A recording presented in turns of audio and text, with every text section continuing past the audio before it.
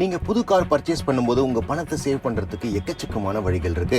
நீங்க டீலர்ஷிப் எண்ல பேசி விலையை குறைத்த பிறகும் இந்த டிஸ்கவுண்ட்ஸை பெற முடியும். இந்த வார இன்ஃபர்மேட்டிவ் சீரிஸ்ல புது கார் பர்ச்சேஸ்ல என்னென்ன மாதிரி சேவிங்ஸ் இருக்கு அப்படிங்கறது தான் பார்க்க போறோம். முதல்ல நாம பார்க்க போறது நோ கிளைம் போனஸ் மூலமா இன்சூரன்ஸ் காஸ்ட்டை கம்மி பண்றது. புது காரோட ஆன் ரோட் பிரைஸ்ல மேஜர் பங்கு வகிக்கிறது இன்சூரன்ஸ் காஸ்ட் அப்படின்னு சொல்லலாம். நீங்க ஏற்கனவே கார் வச்சிருந்தீங்க ஆனா எந்த விதமான கிளைமும் பண்ணல அப்படின்னா வருடம் உங்களுடைய நோ கிளைம் போனஸ் இன்க்ரீஸ் ஆயிட்டே போயிருக்கும். ஒரு கட்டத்துல 50% நோ கிளைம் போனஸ் இருக்கும். இந்த 50% நோ கிளைம் போனஸை நீங்க உங்களுடைய புது கார் பர்ச்சேஸ் அப்போ உபயோகிக்க முடியும். இதற்காக நீங்க உங்க பழைய காரை வித்த பிறகு நோ கிளைம் போனஸ் சர்டிபிகேட்டை இன்சூரன்ஸ் கம்பெனில இருந்து பெற வேண்டும். அதன் பிறகு புது கார் வாங்கும் போது இந்த சர்டிபிகேட் சப்மிட் பண்றது மூலமா ஒரு டீசென்டான அமௌண்ட் உங்களுடைய இன்சூரன்ஸ் காஸ்ட்ல கம்மியாகும். அடுத்தது நீங்க ஒரு பிசினஸ் மேனா இருக்கீங்க அப்படின்னா உங்களுடைய காரோட டிப்ரிசியேஷன் வேல்யூல 15% வரைக்கும் உங்களுடைய இன்கம் டாக்ஸ் லையபிலிட்டியில காட்ட முடியும். உதாரணத்துக்கு நீங்க 10 லட்சம் ரூபாய்க்கு கார் வாங்கியிருக்கீங்க அப்படின்னா அதுவும் கம்பெனி யூசேஜுக்காக வாங்கியிருக்கீங்க அப்படின்னா ஒரு வருடத்துக்கு 1.5 லட்சம் ரூபாய் வரை உங்களுடைய இன்கம் டாக்ஸ் லையபிலிட்டியில காட்ட முடியும். இதன் மூலமா நீங்க பே பண்ற டாக்ஸ் ரொம்பவே குறையும். அடுத்தது சாலரிட் கிளாஸ்க்கு எந்த விதமான டாக்ஸ் பெனிஃபிட்டும் இல்லையா அப்படின்னு கேட்டீங்கன்னா நீங்க எலக்ட்ரிக் கார் வாங்கும் போது செக்ஷன்